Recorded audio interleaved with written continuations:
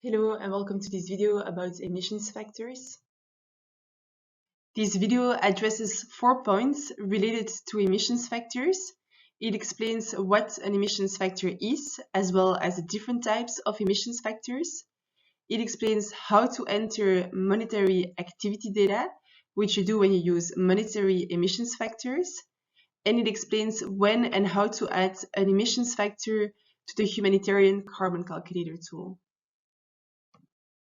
So let's start with some explanation about what an emissions factor is.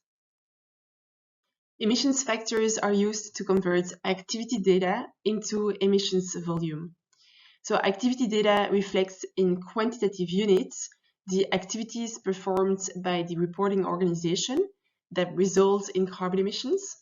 For example, the 100 kilowatt hours that you see on the screen here could reflect the volume of electricity consumed at the office of a humanitarian organization during the reporting period. So the activity is the consumption of electricity to run the office. The emissions factor then converts this activity data into emissions volume. In the example on screen again, the emissions factor is 0.49 kilogram of CO2 equivalent per kilowatt hour of electricity consumed. So it says that for each kilowatt hour of electricity consumed, 0.49 kilogram of CO2 equivalent is being emitted. So the emissions factor converts 100 kilowatt hours in 49 kilogram of CO2 equivalent. As I just said, an emissions factor just converts activity data into emissions volume, and the scope of the emissions factor defines which activity data it can convert. So there are 3 main elements to consider as part of the scope of an emissions factor: activity, location, and time period. For example, we can have an emissions factor for the consumption of electricity from the grid in Afghanistan in 2021. So here the activity is the consumption of electricity from the grid, the location is Afghanistan, and the time period is 2021. So you can use this emissions factor to convert volumes of electricity consumed from the grid in Afghanistan in 2021 to emissions volume. This is a rather precise emissions factor. Its scope is precise. But you can also work with emissions factors that are much less precise, like for example, an emissions factor for the manufacturing of medical supplies wherever in the world in 2021. So here the activity is the manufacturing of medical supplies, the location is the world, and the time period is 2021. So you could use this emissions factor if, for example, you purchase syringes from a supplier in China, or compresses, medical compresses from a supplier in India, or, well, there's so many other possibilities. So this emissions factor has a very large scope, and thus it's probably not the most accurate emissions factor. Now, you may not find the perfect, most fitting emissions factor for your activity data, meaning with the right activity, right location, and right time period, and that is okay. For example, you may find an electricity emissions factor for a specific country, but maybe not for the right year. Like you may have to apply an electricity emissions factor in France for 2018 for electricity consumption in an office in France in 2021 rather than 2018. So what you should remember is you should look for the most appropriate emissions factor, and more on this later, but without getting stuck on having the absolute perfect emissions factor. Emissions factors can come from different sources. Most come from databases, like the Base Carbone database from ADEME, which is a French database that has lots of different emissions factors for Scope 1, Scope 2, and Scope 3 emissions categories. This database is publicly available, but there are also other databases that are only available at a certain fee, so you have to pay for them. Emissions factors can also be retrieved from research papers or research projects. For example, ICRC, IFRC, and UNHCR made a life cycle assessment study of tarpaulins in 2022, and the outcome of this study is an emissions factor for tarpaulins. Third, emissions factors can be calculated based on other emissions factors. For example, you can create an emissions factor for cotton t-shirts by multiplying the average weight of a cotton t-shirt with the cotton emissions factor. And lastly, emissions factors can also come from your suppliers. So suppliers may share emissions factors for the products or services that they provide to your organization. And these emissions factors would then be based on their own research projects. So the research projects of the suppliers. Let's now move to the second part of this video and have a look at the different types of emissions factors. There are two main types of emissions factors: physical emissions factors and monetary emissions factors. Physical emissions factors convert activity data that is expressed in physical units. So as examples of activity data expressed in physical units, we have a certain amount of kilowatt hours of electricity consumed, a number of tarpaulins purchased, the weight of tarpaulins transported over a certain distance, so over a certain amount of kilometers, etc. And then the corresponding emissions factors would just express the kilograms of CO2 equivalent per physical unit of the activity data. So per kilowatt hour consumed, per tarpaulin purchased, per ton kilometers traveled, etc. The second type of emissions factors is monetary emissions factors. Monetary emissions factors convert activity data that is expressed in monetary units. So monetary emissions factors look at monetary value rather than physical volume. It's the amount of CO2 equivalent per euro or per dollar spent on something. For example, you can have an emissions factor reflecting how much kilogram of CO2 equivalent is emitted per thousands of euro spent on textiles and clothing. Be very careful about the unit of measures of the emissions factors that you use. And this remark is, of course, applicable to both monetary and physical emissions factors. The activity data should always be expressed in the same unit of measure as that of the emissions factor. So in our last example here, the emissions factor is per thousands of euros rather than per euro. So the activity data is 1 rather than 1000, and you multiply 1 with the emissions factor. It might appear obvious, and it is obvious, but errors are easily made and have big consequences. So be really careful here. Generally, monetary emissions factors are less accurate than physical emissions factors. So if possible, it is often better to use physical emissions factors and physical activity data. The Humanitarian Carbon Calculator tool includes a database of emissions factors. The Humanitarian Carbon Calculator database regroups emissions factors mainly from existing databases and from research projects, and was compiled with the input of many humanitarian organizations.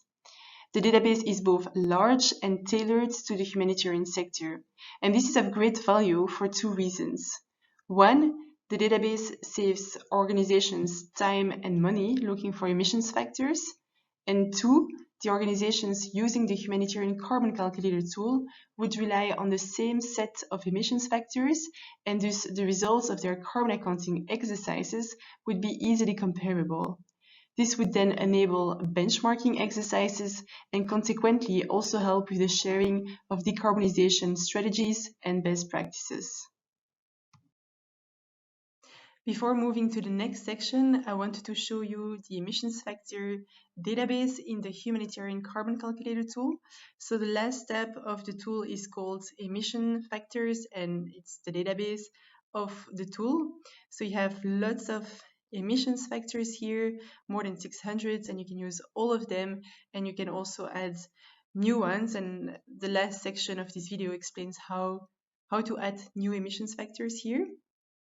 So let me quickly explain the different columns that you see here, so the different fields of this database. So the first column is the ID, so that's the unique identifier of the emissions factor.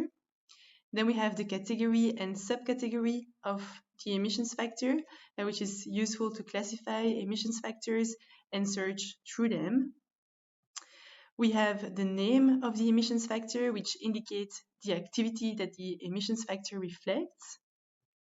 We have the unit of measure of the emissions factor, and based on this, you know in which unit the activity data should be expressed when you use this emissions factor, and so you know whether it's a physical or monetary emissions factor.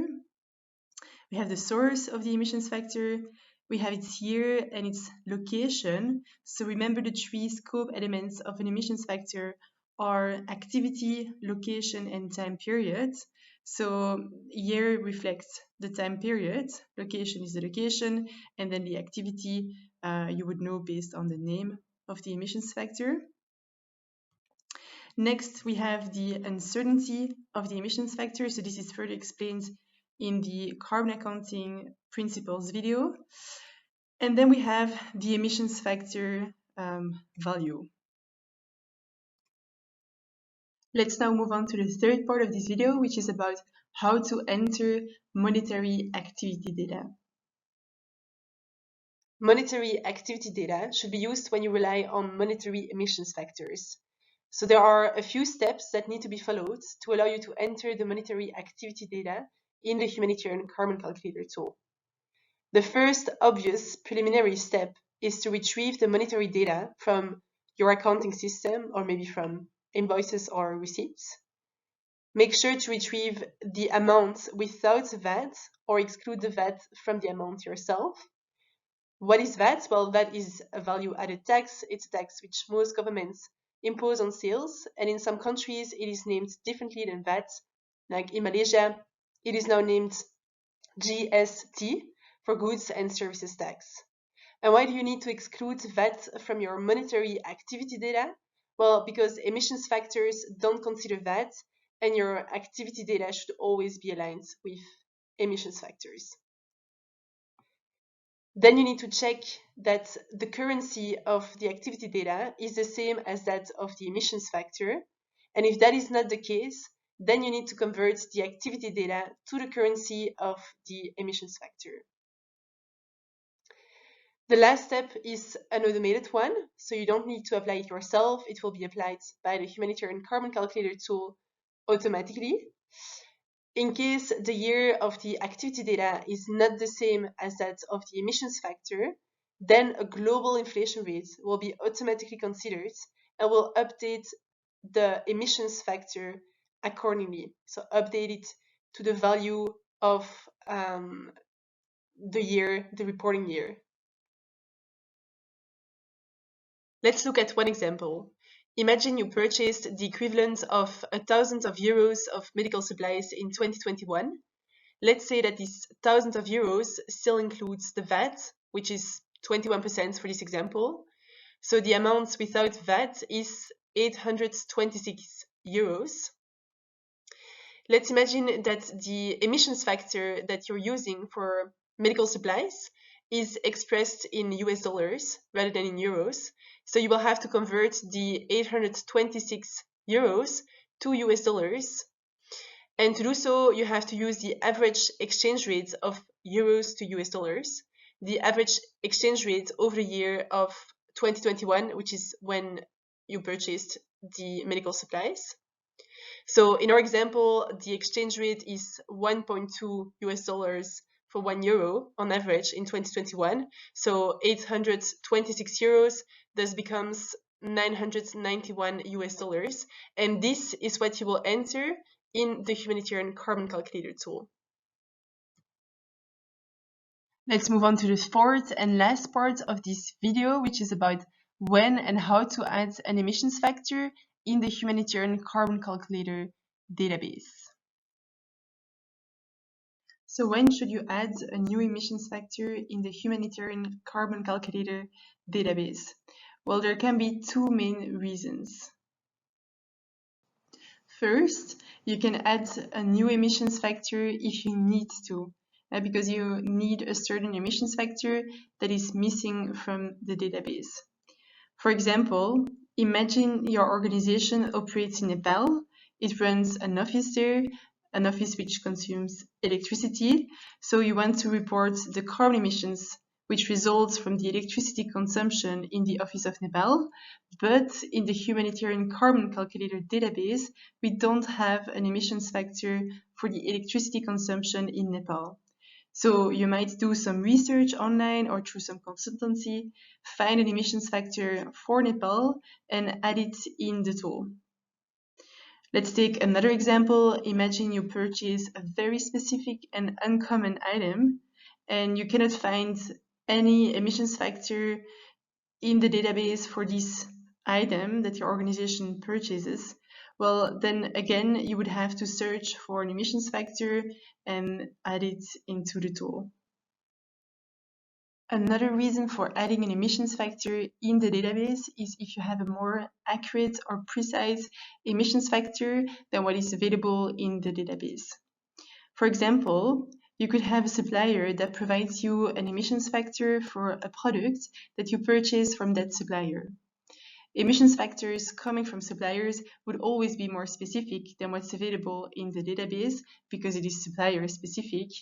And generally speaking, emissions factors coming from suppliers are also more accurate because they would result from internal studies done against the product or service that comes from the supplier.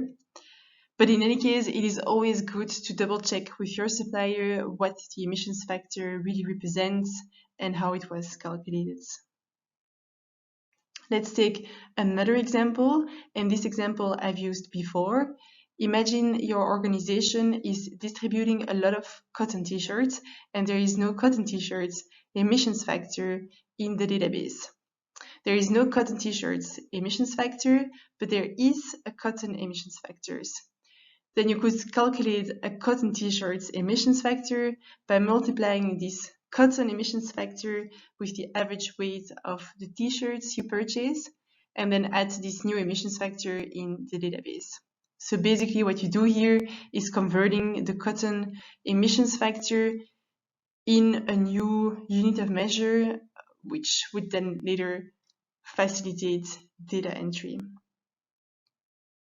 So how should you add a new emissions factor into the database? So first, you would need to define the ID of the emissions factor, and this I'll come back in a moment with an example in the tool.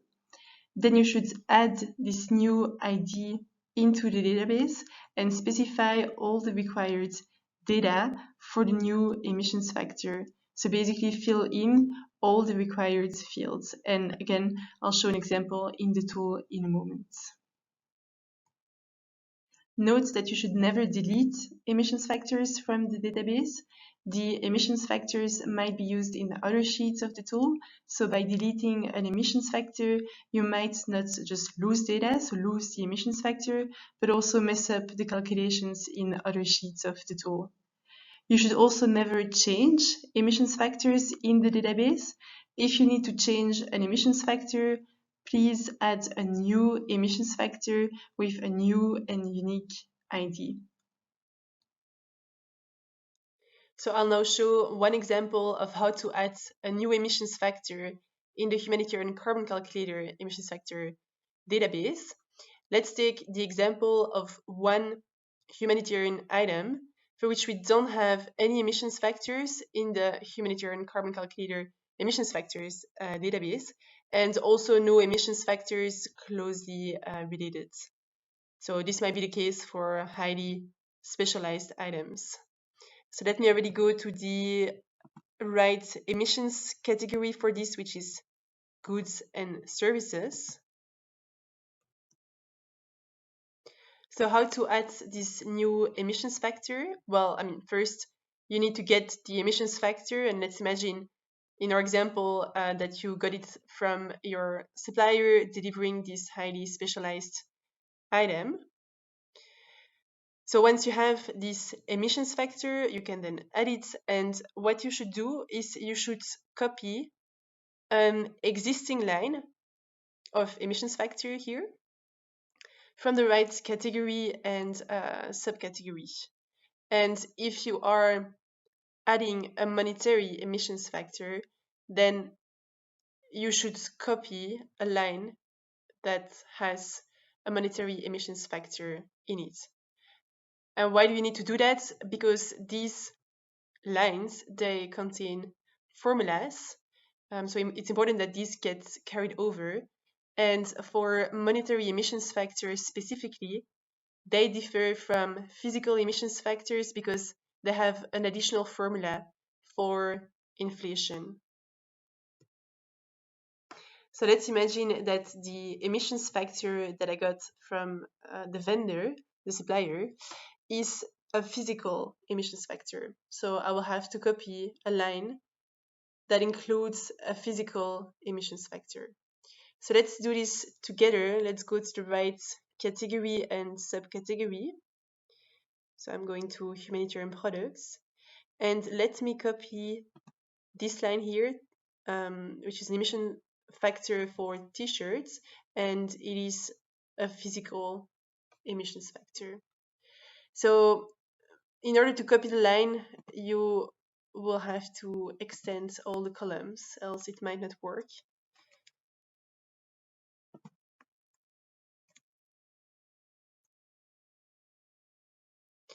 All right, so the line is now added, and to keep it nice, I will insert a blank row below as it was before.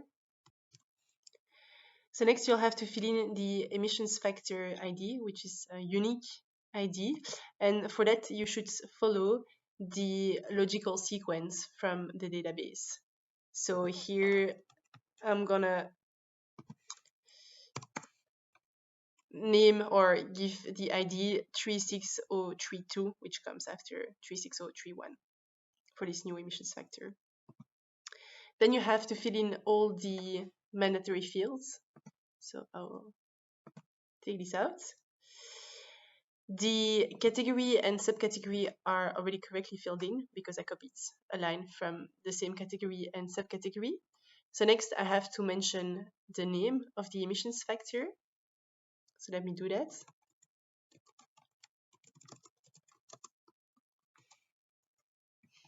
Then I have to mention the unit of measure. So let's imagine in our case, the unit of measure is kilograms of CO2 equivalents per unit. So I'll leave it as it is. Then I have to mention the source. So in our case, this is the supplier. I have to mention the year. So that's the year for which the supplier did this study to come up with this emissions factor. So let's say it's 2022. I have to mention the location of the supplier, so the location where the item is getting manufactured. So let's imagine it's Belgium. Then you have to mention the uncertainty rate of the emissions factor. So normally you should get that together with the emissions factor. But if not the case, then you should estimate this as well as possible. Then we have the emissions factor value. So we have the emissions factor value in this EF column, which is the sum of the values across scope 1, scope 2, and scope 3 columns. So what you should do here is put the emissions factor value in the right column, so either in scope 1, scope 2, or scope 3. So in our case, we're looking at the manufacturing of a specialized item by a supplier. So this is these are scope 3 emissions, it's indirect emissions. So I'm going to add the value of the emissions factor in this scope 3 column.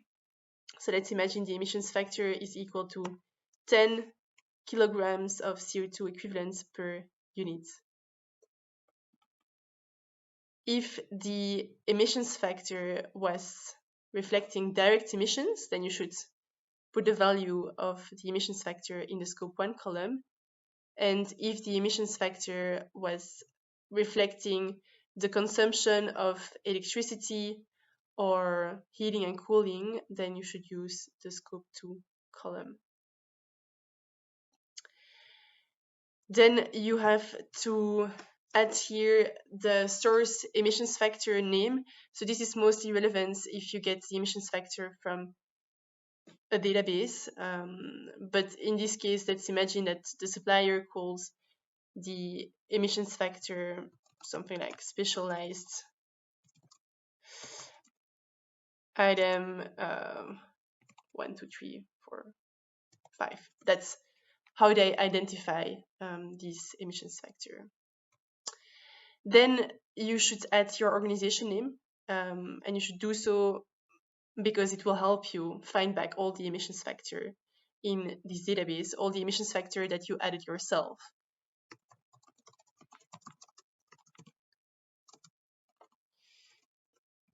And then the other fields here are not that important. If you have any specific assumptions that you would like to document, then you can add it across these fields here, but this is not mandatory. If you're adding a new emissions factor to the Humanitarian Carbon Calculator emissions factor database, and you believe this emissions factor will be relevant across the sector and will benefit other organizations, then please share it with the project team, who will review the emissions factor, and if all okay, then they will add it into the Humanitarian Carbon Calculator emissions factor database. The idea is to have one centralized, up-to-date database. To share the emissions factor with the project team, you can connect to the Humanitarian Carbon Calculator dedicated page on the Climate Charter website. There you will find a link that will bring you to a Google form questionnaire through which you will be able to share the emissions factor value and all related information. You can also find a link to the Humanitarian Carbon Calculator dedicated page in the description of this video. Thank you for watching this video. I hope the concept of emissions factors is now clearer to you.